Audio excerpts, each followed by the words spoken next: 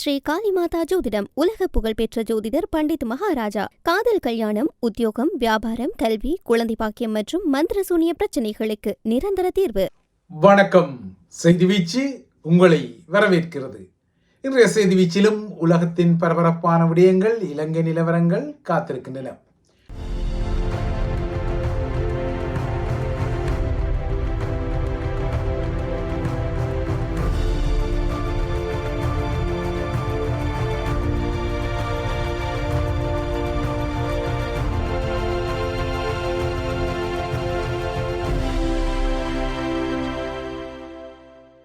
அமெரிக்க அரசுத் தலைவர் டொனால்ட் ட்ரம்பை மையப்படுத்தி மீண்டும் ஒருமுறை நடத்தப்பட்ட துப்பாக்கி தாக்குதல் இன்று மீண்டும் ஒருமுறை உலக ஊடகங்களை பரபரப்பாக்கியுள்ளது.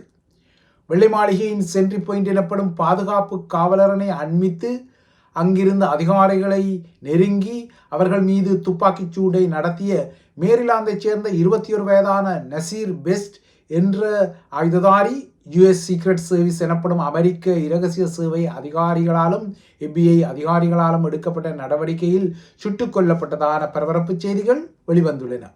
இந்த சம்பவம் நேற்று மாலை வெள்ளை மாளிகைக்கு அருகில் உள்ள 17th ஸ்ட்ரீட் மற்றும் பென்சில்வேனியா அவென்யூக்கு அருகில் இருக்கும் சென்ட்ரி பாயிண்டில், அதாவது பாதுகாப்பு காவலரனில் இடம்பெற்றிருக்கின்றது.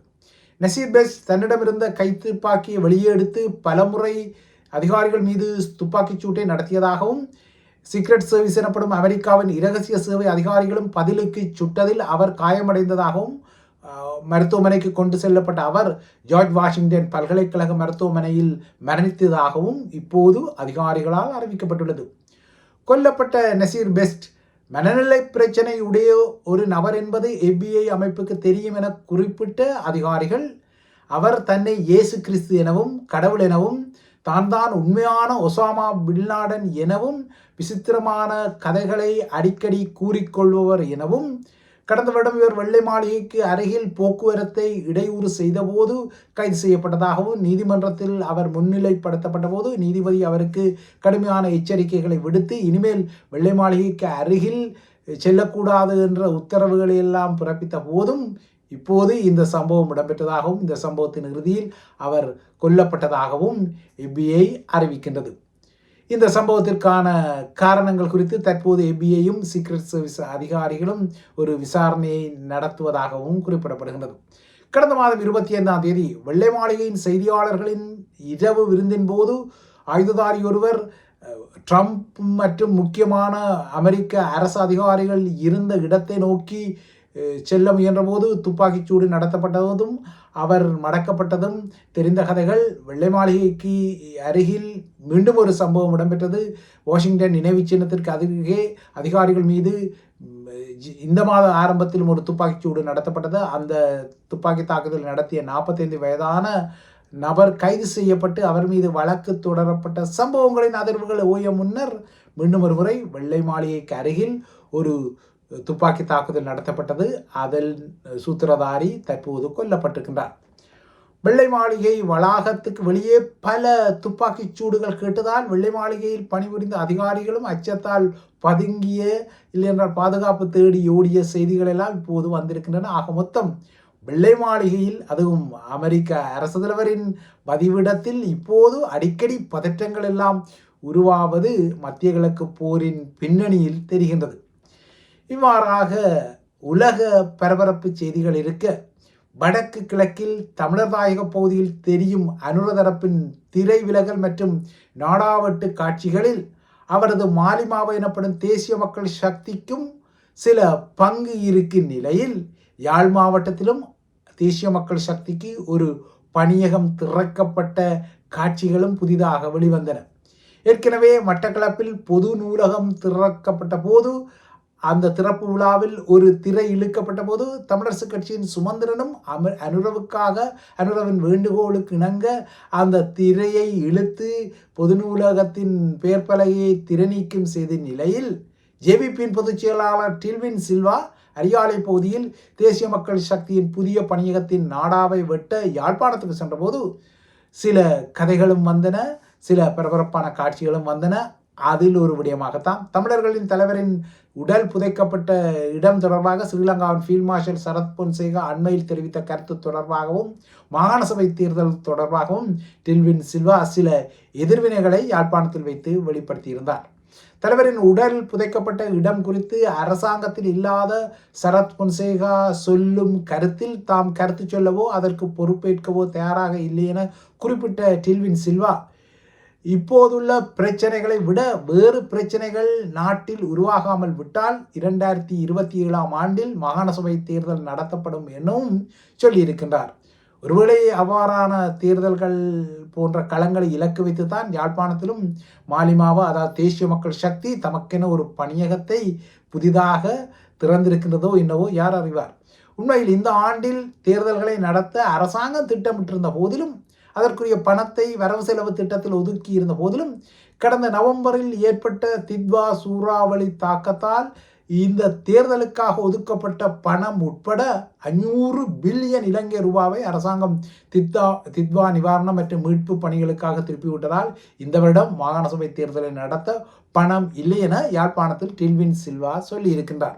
அத்துடன் ரணிலின் ஆட்சி காலத்தில் தாக்கல் செய்யப்பட்ட தேர்தல் சட்ட சிக்கல்களும் மாகாண சபை தேர்தல்களை தாமதப்படுத்துவதாகவும் அவர் குறிப்பிடுகின்றார். ஆனால் அரசாங்கத்துக்கு நாடாளுமன்றத்தில் 3/2 பெரும்பான்மையும் இருக்கின்றது. அதேபோல நிறைவேற்று அதிகாரம் கொண்ட அரசு தலைவரும் பதவியில் இருக்கின்றார். அந்த அரசாங்கத்தின் சார்பாக இருக்கும் நிலையில் இந்த கதைகளை எல்லாம் டில்வின் சில்வா கூறுகிறார். அதாவது ரணில் என்னதான் சட்ட சிக்கல்களை உருவாக்கியிருந்தாலும் 3/2 பெரும்பான்மை உள்ள அரசாங்கம் அதனை சுலபமாகவே தீர்க்கலாம். ஆனால் அரசாங்கம் உருவாகி 1.5 வருட காலம் கடந்த நிலையிலும் இந்த சூட்சுமங்கள் எல்லாம் அரசாங்கத்தால் நகர்த்தப்படுவது இன்னொரு விடயம். கடந்த வாரம் நடந்த முள்ளிவாய்க்கால் படுகொலை காலத்தின் பின்னணியில் 2009 ஸ்ரீலங்காவின் இராணுவ தளபதியாக இருந்த தற்போதைய ஃபீல்ட் மார்ஷல் சரத் பொன்சேகா தலைவரின் மரணம், அவரது உடல் குறித்து சில பழைய கதைகளை புதிய கதைகள் என காட்சிப்படுத்த கூறிய போது அவை ஏதோ புதிய செய்திகள் என சமூக வலைத்தளங்களிலும் செய்திகளிலும் இடம் பிடித்தன. இப்போது வரை அதன் அதிர்வுகள் வலம் பெறுகின்றன. வெனேசா டிவி என்ற பெயரில் ஸ்ரீலங்காவின் இராணுவ டமார கதைகளில் நிபுணத்துவம் பெற்ற ஸ்ரீலங்காவின் பிரபலமான யூடியூபரான சஞ்சீவ ரட்நாயக்கா அண்மையில் சரத் பொன்சேகாவை பேட்டி கண்டபோது இந்த விடயங்கள் வெளிப்படுத்தப்பட்டன.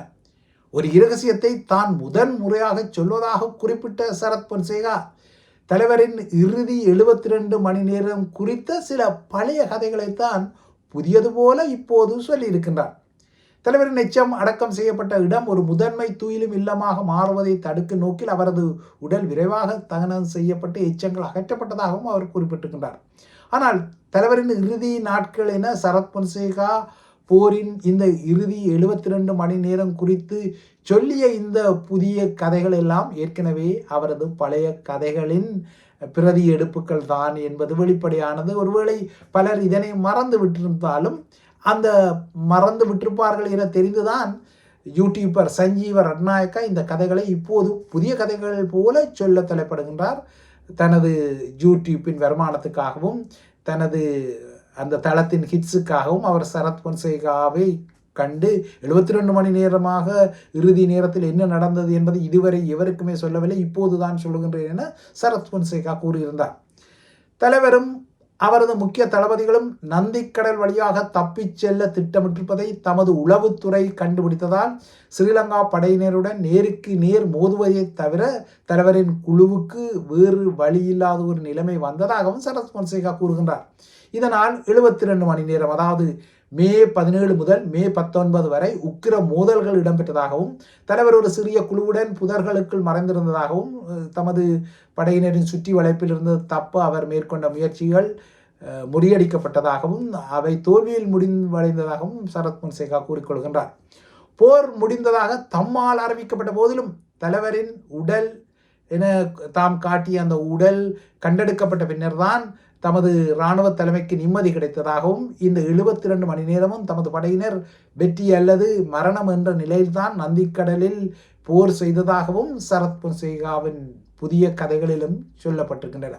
எனினும் சரத் பொன்சேகா சொன்ன இந்த கதைகள் ஏற்கனவே 2009 மே 23 அன்று சொன்ன கதைகளின் மீள் பிரதி எடுப்பதாகவே தெரிகின்றது. அப்போதும் இதே சரத் பொன்சேகா படையினரால் தலைவரின் உடல் தகனம் செய்யப்பட்டதாகவும் பின்னர் சாம்பல் அப்புறப்படுத்தப்பட்டதாகவும் கூறியிருந்தார். இந்து சமுத்திரத்தில் இந்த சாம்பல் கரைக்கப்பட்டதாக எல்லாம் அவர் சொல்லியிருந்தார். இப்போது அந்த பிரதி எடுப்பு கதைகளை சொல்ல இப்போது அவை புதிய கதைகள் போல உலா வருகின்றன.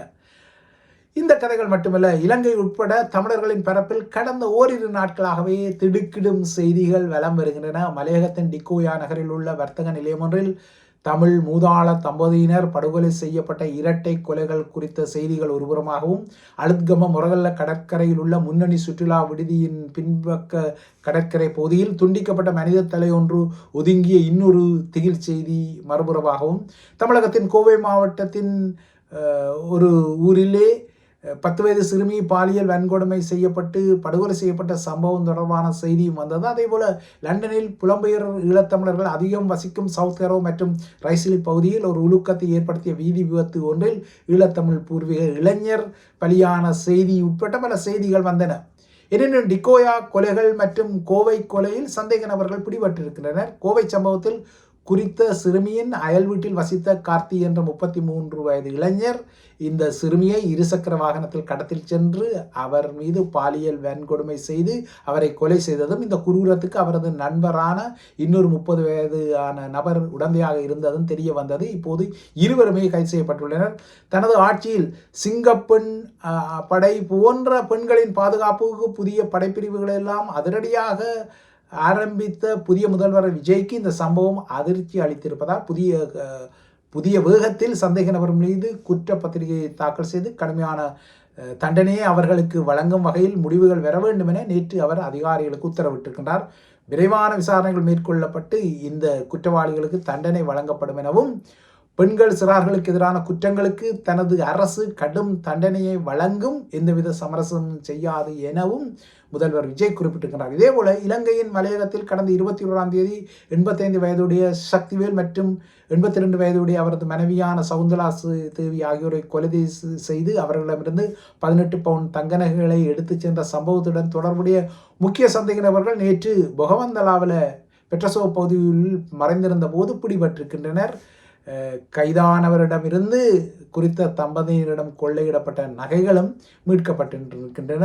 கைது செய்யப்பட்ட சந்தேக நபர் கொலை நடந்த நாளில் டிக்கோயா நகரில் நடமாடியதுடன் நகைக்கடைகளுக்கு சென்று வந்ததை ஆதாரப்படுத்தும் பல காணொளிகள் வெளியான நிலைத்தான் மூதாள தம்பதியினர் கொலை செய்யப்பட்ட கடைக்குள்ளும் அவர் புகுந்ததை ஆதாரப்படுத்தும் காணொளி காட்சிகள் எல்லாம் வெளிவந்ததை அடுத்து தான் அவர் கைது செய்யப்பட்டிருக்கின்றார். இவருடன் சேர்த்து இன்னொரு பெண்ணும் கைது செய்யப்பட்டிருக்கின்றார்.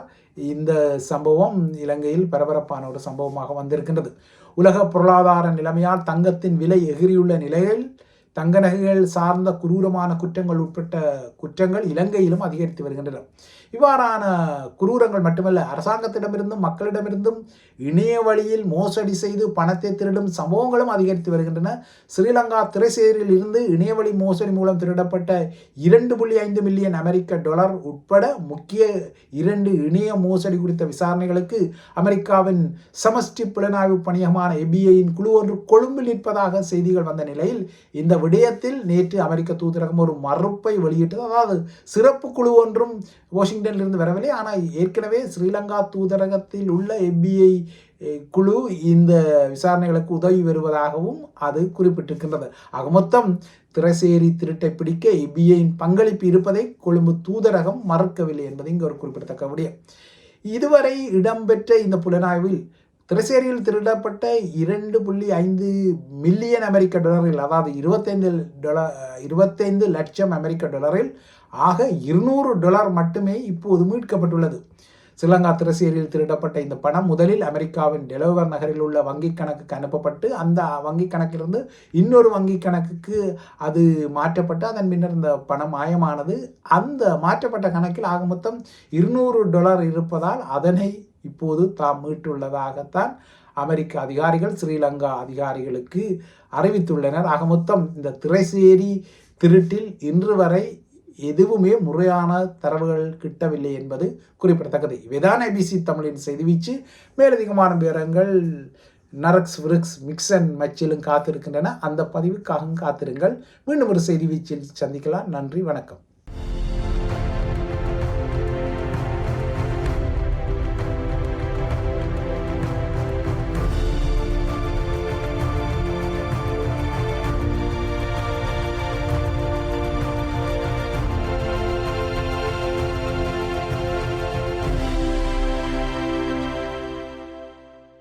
ஸ்ரீ காளிமாதா ஜோதிடம் உலக புகழ்பெற்ற ஜோதிடர் பண்டித் மகாராஜா. காதல், கல்யாணம், உத்தியோகம், வியாபாரம், கல்வி, குழந்தை பாக்கியம் மற்றும் மந்திர சூனிய பிரச்சனைகளுக்கு நிரந்தர தீர்வு.